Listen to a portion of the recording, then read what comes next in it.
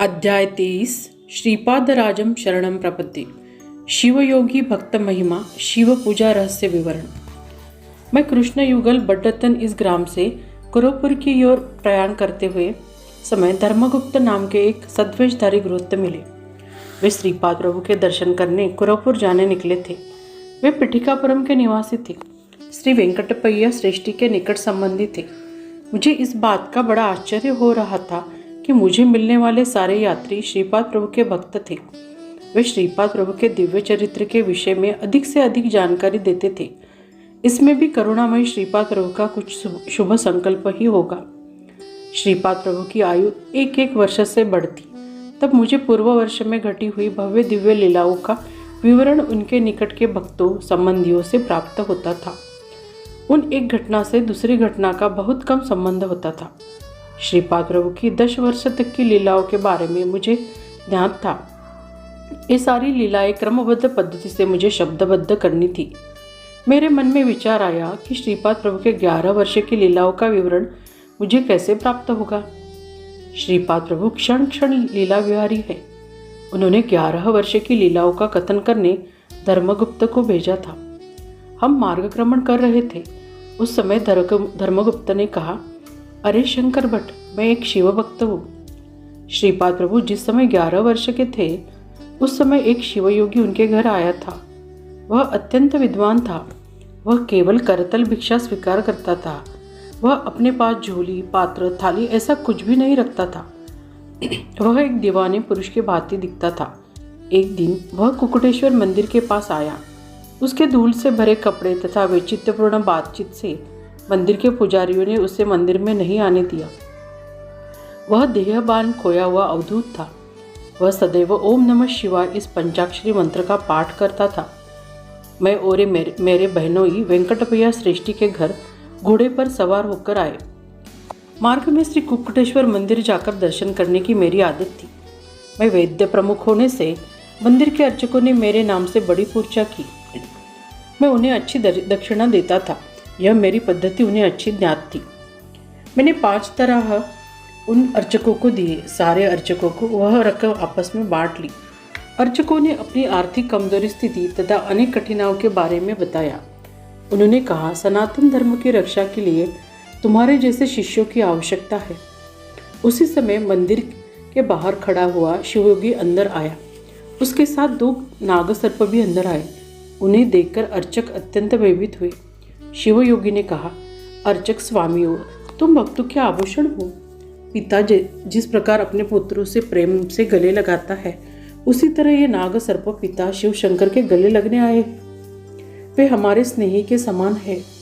स्नेही को देखकर भयभीत होना तथा भाग जाना महापाप है।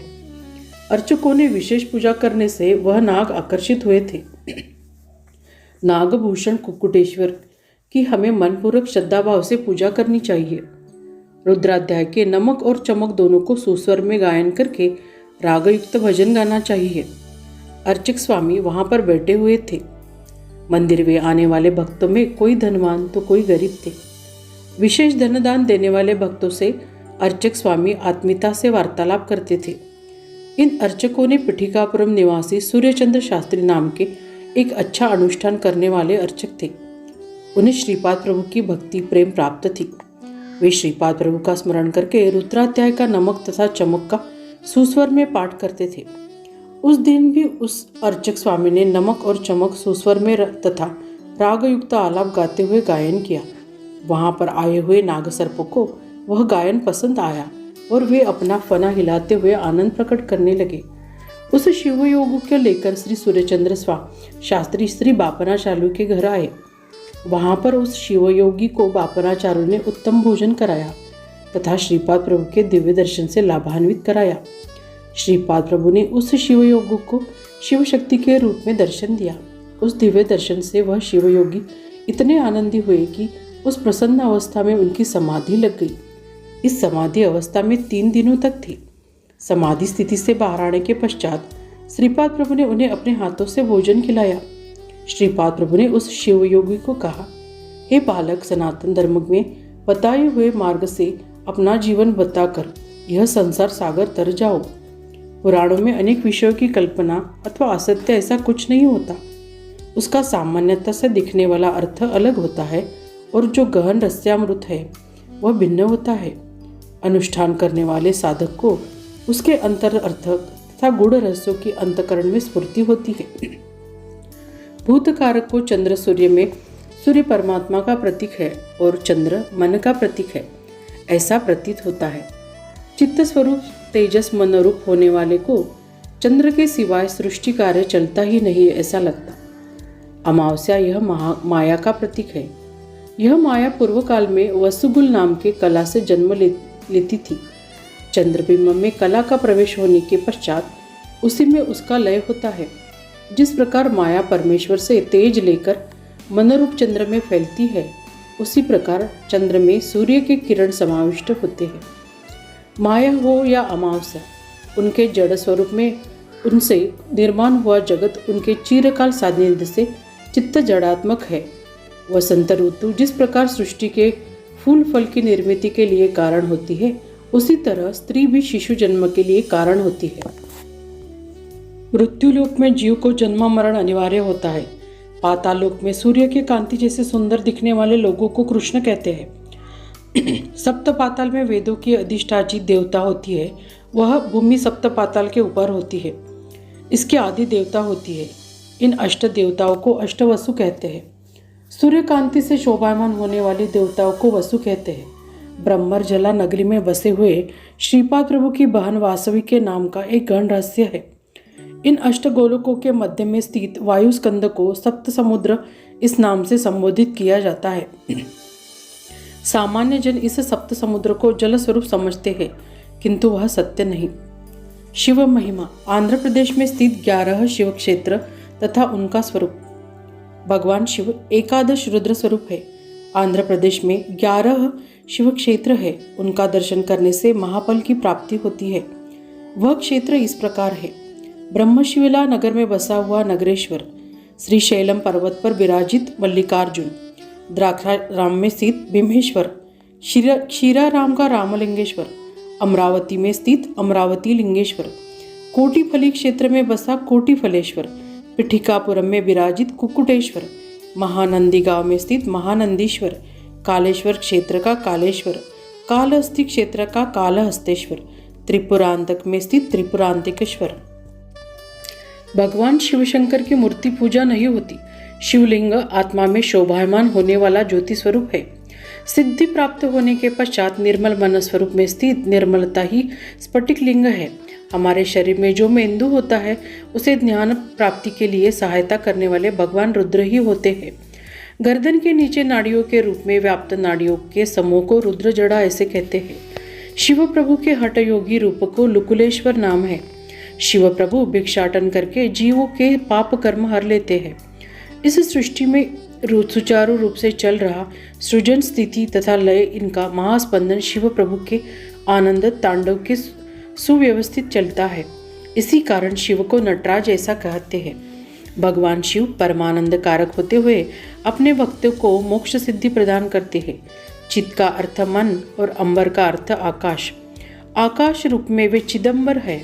तुम देख रहे इस विशाल विश्व में रुद्र सिंह रूप में रुद्र स्वरूप ही है।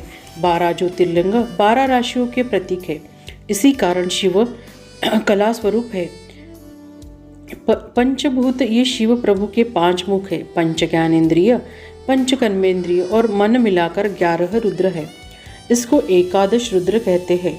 शिव प्रभु का उमा महेश्वर रूप नित्य प्रसन्न रूप है। भगवान शिवजी के जटाजूट से परम पवित्र निरंतर प्रवाहित होने वाली गंगा माता का उगम होता है। वह धरती पर प्रवाहित होती है और संपूर्ण प्रदेश को सुजलाम सुफलाम करती है। आर्द्रा नक्षत्र से आकाश में चमकते स्वयं शिव प्रभु दर्शन देते हैं। मिथुन राशि के पास जाने के लिए प्रथम वृषभ राशि को पार करना होता है। यह वृषभ राशि नंदी के प्रतीक है। वह धर्म स्वरूप होता है। साधक योग स्थिति से प्राप्त काम वासना से स्त्री पुरुष भेद नष्ट होने के पश्चात एकत्व स्थिति को प्राप्त कर लेता है। उसका यह स्वरूप ही अर्धनारी नटेश्वर है। यह अर्धनारी नटेश्वर शिव पूजा रहस्य अनुष्ठान करने से अथवा गुरु कटाक्ष के प्राप्त होने से समझ में आता है।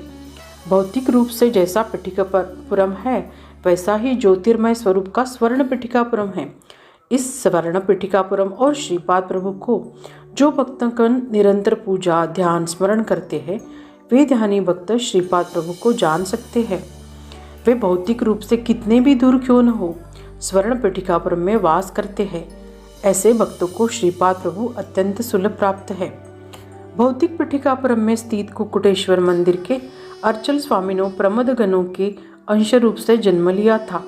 भूत प्रेत पिशाच आदि महागण अनेक होते हैं। योगाभ्यास करने वाले तथा श्रीपाद प्रभु की आराधना करने वाले भक्त उन भूत प्रेतों को रोक कर रखते हैं। यह सारी कठिनाइयां दूर करके जो भक्त श्रीपाद प्रभु के दर्शन पाते हैं वे बड़े धन्य होते हैं। श्रीपाद प्रभु ने कहा था, मेरे ननिहाल के घर के आंगन में एक भव्य संस्थान की निर्मित होगी। ऐसा मैंने कई बार कहा है। मेरा संकल्प अमोघ है। चींटियां जैसे अनगणित संख्या में होती है उसी भांति मेरे भक्ष लक्षानुलक्ष है। योगी जन धर्म पालन करते हुए मेरे संस्थान की सुचारू रूप से व्यवस्था करेंगे। कौन कितने लोग कहाँ से कब और कैसे आएंगे यह मैं निश्चित करता हूँ। पिठिकापुरम में वास्तव्य करने पर श्रीपाद प्रभु के महासंस्थान का दर्शन करना अनिवार्य है। मेरा अनुग्रह योग्य शिष्यों को ही मिलता है। उन पर मैं अमृत वृष्टि करता हूँ। अयोग्य व्यक्ति को मेरा दर्शन मृगजल समान प्रतीत होता है। फलश्रुति, इस अध्याय के पठन या श्रवण करने से ऐश्वर्य की प्राप्ति होती है। श्रीपाद श्रीवल्लभ प्रभु की जय। यह अध्याय संपूर्ण श्रीपाद श्रीवल्लभ चरित्र से लिया गया है। कलियुग के प्रवास से धर्म ग्रंथ पठन के लिए समय अभाव है। अभी श्रीपाद श्रीवल्लभ चरित्र संक्षिप्त भी उपलब्ध है। आप इसे पठन करके प्रभु का आशीर्वचन प्राप्त कर सकते हैं।